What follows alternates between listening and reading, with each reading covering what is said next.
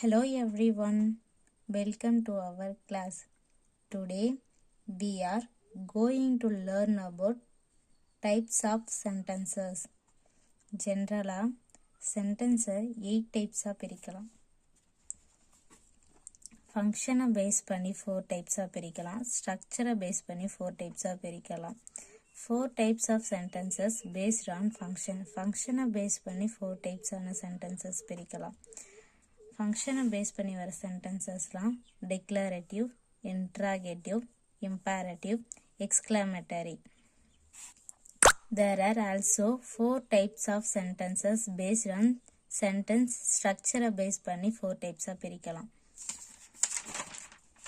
ஸ்ட்ரக்சரை பேஸ் பண்ணி வர 4 டைப்ஸான சென்டென்சஸ்லாம் simple sentence, compound sentence, complex sentence, compound complex sentence. இதெல்லாம் ஸ்ட்ரக்சரை பேஸ் பண்ணி வர சென்டென்சஸ்.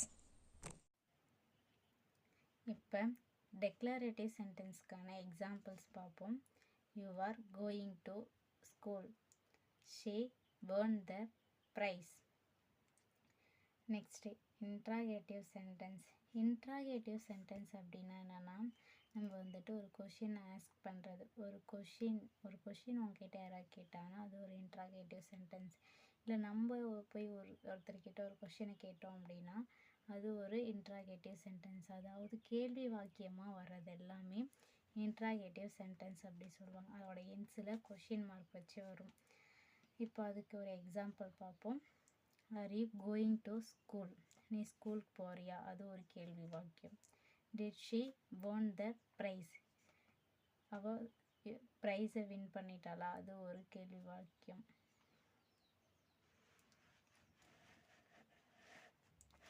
Next imperative sentence.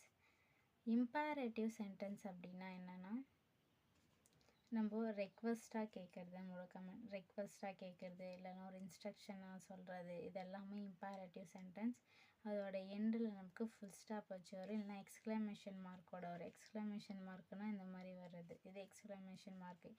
இப்போ இம்பேரேட்டிவ் சென்டென்ஸ்க்கான எக்ஸாம்பிள் வந்து கோ டு ஸ்கூல். ரெக்வஸ்ட்டாக நீ ஸ்கூலுக்கு போ ப்ளீஸ் அப்படின்னு நம்ம ஒரு ரெக்வஸ்ட்டாக சொல்கிறது. win the prize. Next exclamatory sentence. Exclamatory sentence அப்படின்னா என்னென்னா, ஒரு ஃபீலிங்ஸை பற்றி, நம்மளோட ஃபீலிங்ஸை பற்றி சொல்கிறது. ஸ்ட்ராங் ஃபீலிங்ஸ், அதாவது ஃபீலிங்ஸ்னால் எமோஷன்ஸை பற்றி சொல்லலாம். இல்லைனா சர்ப்ரைஸாக இருக்கலாம்னா என்ஜாய் பண்ணுறதா இருக்கலாம், ஆங்க்ரி கோவப்படுறது ஆங்கராக இருக்கலாம், எக்ஸைட்மெண்ட்டாக இருக்கலாம்.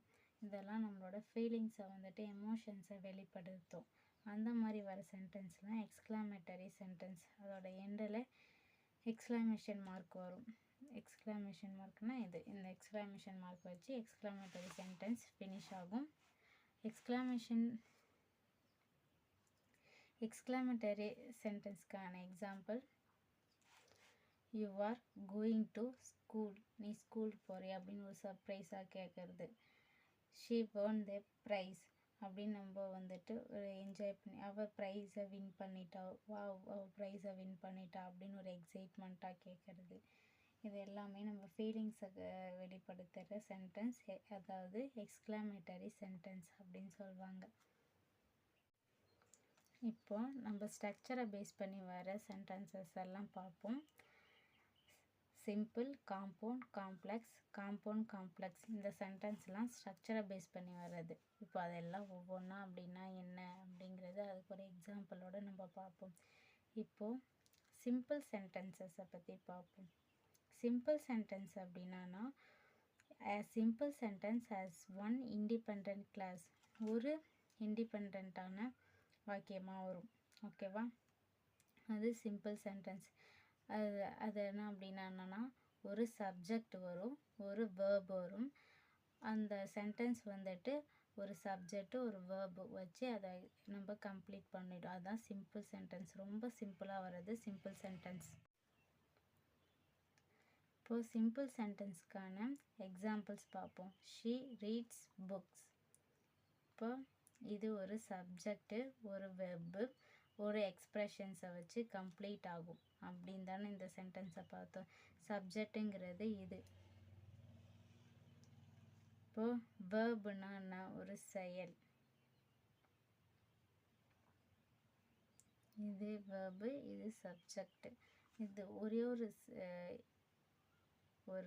subject ஒரு verb. நெக்ஸ்ட் பார்க்க போகிற sentence compound sentence. Compound sentence அப்படின்னா two independent clause joined by a coordinating conjunction. ரெண்டு இண்டிபெண்டான கிளாஸஸ் வரும். அதில் நம்ம ஒரு கன்ஜக்ஷன் ஆட் பண்ணோன்னா அதுதான் காம்பவுண்ட் சென்டென்ஸ். அதாவது ரெண்டு தனித்தனியான சென்டென்ஸ் இருக்கும். ஷீ ரீட்ஸ் புக்ஸ் அப்படிங்கிறது ஒரு சென்டென்ஸ், ஹீ ரைட்ஸ் ஸ்டோரிஸ் அப்படிங்கிறது ஒரு சென்டென்ஸ். இது ரெண்டையும் சேர்த்து நம்ம எப்படி சொல்லலாம்? She reads books and he rights stories.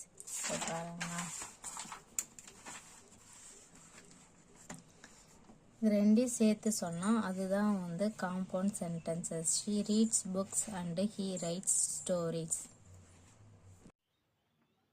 இப்போ காம்ப்ளெக்ஸ் சென்டென்ஸ் அப்படின்னா என்னன்னு பார்ப்போம். A complex sentence has one independent class and one or more dependent classes வரும். என்ன அப்படின்னா ஒரே ஒரு இண்டிபெண்டான கிளாஸ், ஒரே ஒரு இண்டிபெண்டான வாக்கியமும் அந்த டிபெண்ட் பண்ணியிருக்க இன்னொரு வாக்கியமும் ஒன் ஆர் மோர் நிறைய வாக்கியங்கள் வரும். அது எல்லாமே காம்ப்ளெக்ஸ் சென்டென்ஸ் அப்படின்னு சொல்லுவோம். காம்ப்ளெக்ஸ் சென்டென்ஸ்க்கு எக்ஸாம்பிள், இப்போ example she reads books because she loves stories. அவள் புத்தகங்களை படிக்கிறாள் ஏன்னா அவளுக்கு ஸ்டோரிஸ்னால் ரொம்ப பிடிக்கும், அதனால் அவள் புத்தகங்களை படிக்கிறாள். ஷீ ரீட்ஸ் புக்ஸு அப்படிங்கிறது ஒரு இண்டிபெண்டான கிளாஸு, ஒரு தனி சொற்றோட தனி வாக்கியம். ஷீ லவ்ஸ் ஸ்டோரிஸ் அப்படிங்கிறது டிபெண்ட் பண்ணி வர வாக்கியம். ஒரு இண்டிபெண்டான வாக்கியமும் ஒன் ஆர் மோர் டிபெண்ட் வாக்கியமும் சேர்ந்து வந்துச்சுன்னா அதுதான் காம்ப்ளெக்ஸ் சென்டென்ஸ். இப்போ நம்ம பார்க்க போகிற sentence compound complex sentence. Compound complex sentence has at least two independent clauses and at least one dependent clauses. ரெண்டு தனித்தனியான வாக்கியங்களும் ஒரு டிபெண்ட் பண்ணி வர வாக்கியமும் வந்துச்சுன்னா அது காம்பவுண்ட் காம்ப்ளெக்ஸ் சென்டென்ஸ் அப்படின்னு சொல்லுவாங்க. இப்போ எக்ஸாம்பிள் பார்ப்போம். She reads books because she love stories and she writes stories. ஓகேவா? She reads books and she writes stories அப்படிங்கிறது இண்டிபெண்டான வாக்கியங்கள். ஷீ லவ் ஸ்டோரிஸ் அப்படிங்கிறது டிபெண்ட் வாக்கியம். ரெண்டு இண்டிபெண்டான வாக்கியங்களும் ஒன் டிபெண்ட் வாக்கியமும் வந்துச்சுன்னா அதுதான் compound complex sentence. Types of sentences. சென்டென்சஸை நம்ம வந்து ரெண்டு விதமாக கேட்டகரைஸ் பண்ணலாம். ஒன்று ஃபங்க்ஷனை பேஸ் பண்ணி, இன்னொன்று ஸ்ட்ரக்சரை பேஸ் பண்ணி. ஃபங்க்ஷனை பேஸ் பண்ணி வர சென்டென்ஸ்லாம் எப்படி இருக்குன்னா, ஒன்று டிக்ளரேட்டிவாக இருக்கும். டிக்ளரேட்டிவ்னா ஒரு ஸ்டேட்மெண்ட்டு, அதாவது நம்ம ஒரு ஃபேக்டை பற்றி சொல்கிறது, ஒரு சிங்கிள் ஸ்டேட்மெண்ட்டை பற்றி சொல்கிறது. இன்ட்ராகேட்டிவ்னா கொஷின்ஸ் கேட்குறது, இல்லை வேறு யாராவது ஒருத்தர் வந்து நம்மள கொஷின் கேட்பாங்க. அது மாதிரி கொஷின்ஸ் போட்டு வர சென்டென்சஸ்லாம் இன்ட்ராகேட்டிவ். இம்பேரேட்டிவ்னா நம்ம கமெண்ட்ஸை சொல்கிறது, நம்மளோட ஒரு கமெண்ட்ஸ் நம்மளோட இன்ஸ்ட்ரக்ஷனாக இருக்கலாம். அப்படி இல்லை அப்படின்னா அது ஒரு ஆர்டர் ரெக்வஸ்டாக இருக்கலாம். அந்த மாதிரி கமெண்ட்ஸ் வர்றதுலாம் இம்பேரேட்டிவ். எக்ஸ்க்ளாமேட்டரிலாம் எமோஷ்னலை பற்றி சொல்கிறது. எமோஷ்னல்னால் நம்மளோட கோபமாக இருக்கலாம், அது ஏதாவது ஒரு எமோஷனை வெளிப்படுத்துகிற மாதிரி வந்துச்சுன்னா அதெல்லாம் எக்ஸ்க்ளாமேட்டரி சென்டென்ஸ். ஓகேவா? நெக்ஸ்ட்டு ஸ்ட்ரக்சரை பேஸ் பண்ணி வருதுலாம்னா சிம்பிள் சென்டென்ஸ் ஒன்று இருக்குது. சிம்பிள்னால் ஒன் இண்டிபெண்ட், ஒரே ஒரு இண்டிபெண்டான வாக்கியம் மட்டும் இருக்கும். ஒரு சப்ஜெக்ட், ஒரு வேர்ப், அந்த மாதிரி வந்து ஒரு சிங்கிள் சென்டென்ஸாக வரும். அது simple sentence. Next compound sentences இருக்கும். காம்பவுண்ட் சென்டென்ஸ் அப்படின்னா மோர் தென் இண்டிபெண்ட் கிளாஸ், நிறைய ஒன் ஆர் மோர் தென் நிறைய இருக்க ஒரு சென்டென்ஸ், அது கூட இன்னொரு sentence. For example she is going to school. Next she writes the notes அப்படின்னு இந்த ரெண்டு சென்டென்ஸையும் ஆட் பண்ணி நடுவில் ஒரு கன்ஜக்ஷன் இதெல்லாம் சேர்த்து போட்டோன்னா அது compound sentence. Next complex sentence. Complex sentence அப்படின்னா one independent clause and one or more dependent clause, அது காம்ப்ளெக்ஸ் சென்டென்ஸ் அப்படின்னு சொல்லுவாங்க. Next compound complex sentence. One dependent clause, ஒரே ஒரு டிபெண்ட் கிளாஸ் மட்டும் இருக்கும், டூ ஆர் மோர் இண்டிபெண்ட் கிளாஸ்லாம் இருக்கும், அது வந்து காம்பவுண்ட் காம்ப்ளெக்ஸ் சென்டென்ஸ் அப்படின்னு சொல்லுவாங்க. இதுதான் டைப்ஸ் ஆஃப் சென்டென்சஸ் அப்படின்னு சொல்லுவாங்க.